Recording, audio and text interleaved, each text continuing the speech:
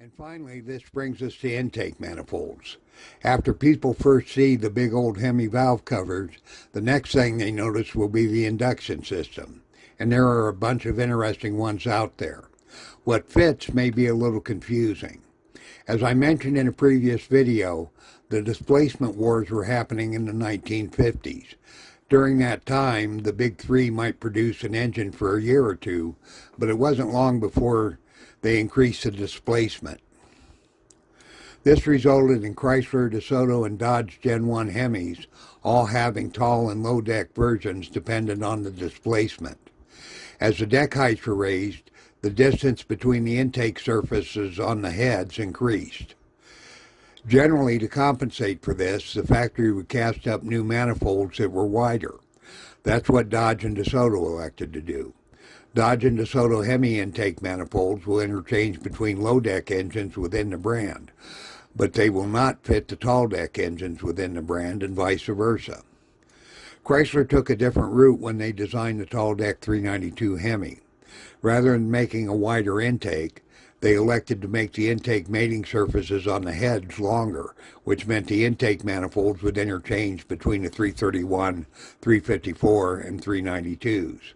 On a side note, when Chrysler designed the polyhead Spitfire engines, the intake runners were the same and the same distance as the HEMIs, meaning that the same intake that was used on the HEMI engines could be installed on the 301, 331, and 354 poly motors. For HEMIs, there were and still are a large number of intakes available, but currently most are in the secondary marketplace, like eBay, Craigslist, forums, and swap meets, meaning the majority are used. Now, you'll find some HEMIs equipped with superchargers, and a few guys are playing with turbos. I'm going to concentrate on the carbureted intakes for this video.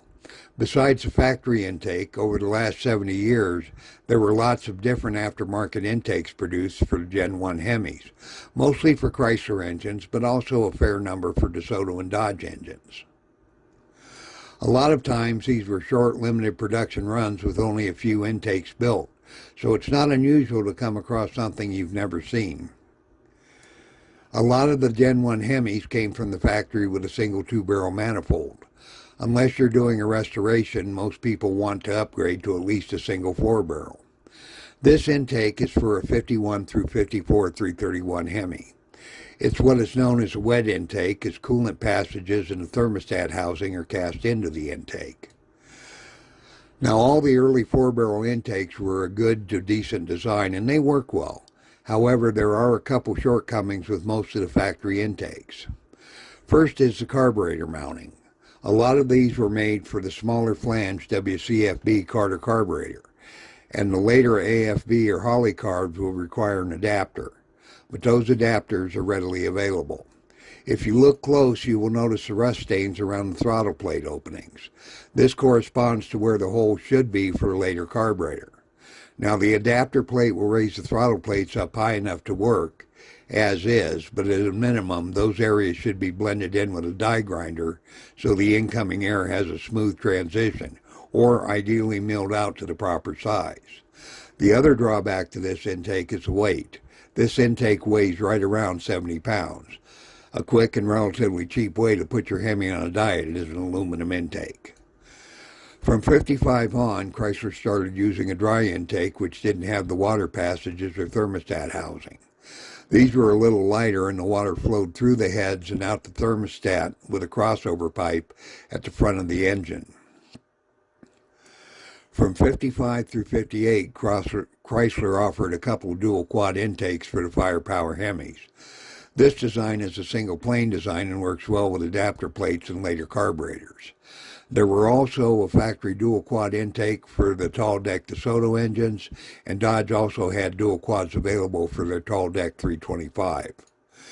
Now, another interesting factory manifold that Chrysler produced and you don't see very often is the two-barrel intake. These were found on a few industrial HEMIs, and I understand there was a marine version.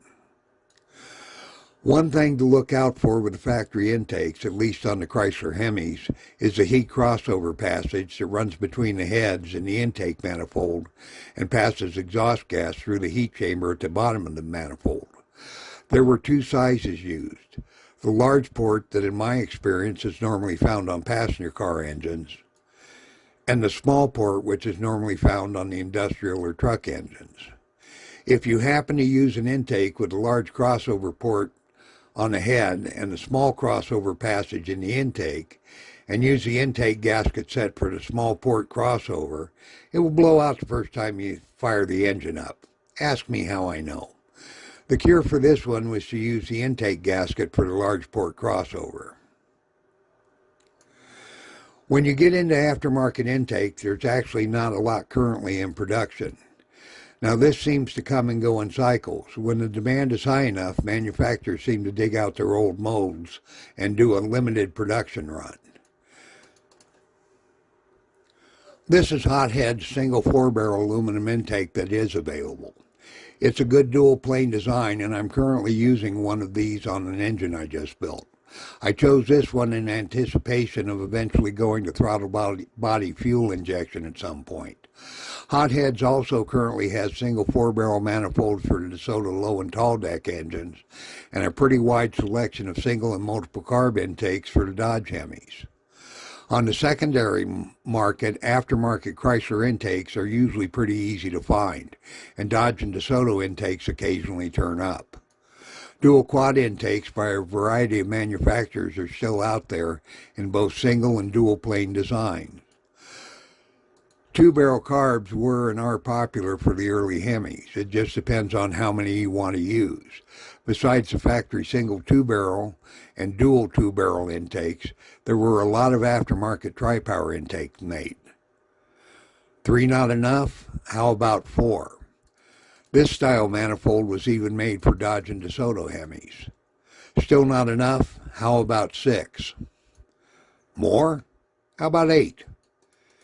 If you're good with a welder, the intake port design on all the first-gen HEMIs lends itself well to fabricating your old intake manifold. Hell's Gate Hot Rods sells kits with the parts and pre-built intakes to include ones for Chrysler, Dodge, and DeSoto engines. Depending on your skills and imagination, the sky's pretty much the limit. This is another one of my intakes. I picked it up years ago when I bought a batch of HEMI parts.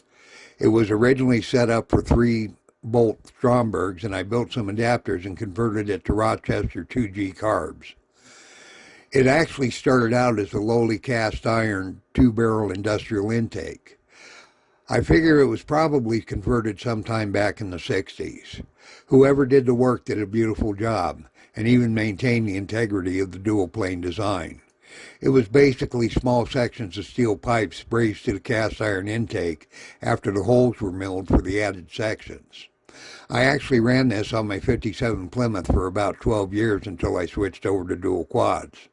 So basically the stuff's out there to build these engines, and hell, if you can't find it, make it. Well, that's about all I wanted to cover for this video. If you made it this far, thanks for watching.